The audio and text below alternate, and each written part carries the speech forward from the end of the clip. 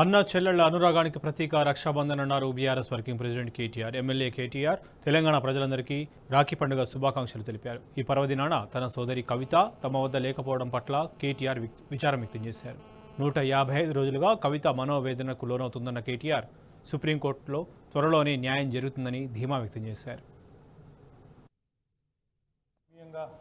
జరుపుకునే పండుగ రక్షాబంధనం ఈరోజు ప్రపంచవ్యాప్తంగా ఉండే భారతీయ కుటుంబాలన్నింటిలో కూడా ఒక శుభదినం. అట్లాంటి ఈరోజు ఈ పండుగ జరుపుకుంటున్న ప్రతి సోదరికి ప్రతి సోదరుడికి హృదయపూర్వకంగా అందరి తరపున శుభాకాంక్షలు తెలియజేస్తూ తెలంగాణ రాష్ట్రంలోని ప్రతి సోదరికి ప్రతి సోదరుడికి కూడా ప్రత్యేకంగా ధన్యవాదాలు తెలియజేస్తూ మరి మా సోదరి కవిత గారు ఈరోజు రక్షాబంధనం తరపున సందర్భంగా మాతో లేకపోవడం బాధాకరమైనప్పటికీ తప్పకుండా వారికి కూడా న్యాయం లభిస్తుందని 155 రోజులుగా ఏదైతే వారు వేదన అనుభవిస్తూ ఉన్నారో తప్పకుండా అత్యున్నత న్యాయస్థానంలో న్యాయం లభిస్తుందని చెప్పి కూడా మనస్ఫూర్తిగా ఆశిస్తూ మరొకసారి ప్రతి సోదరుడికి ప్రతి సోదరికి కూడా హృదయపూర్వకంగా శుభాకాంక్షలు అభినందనలు.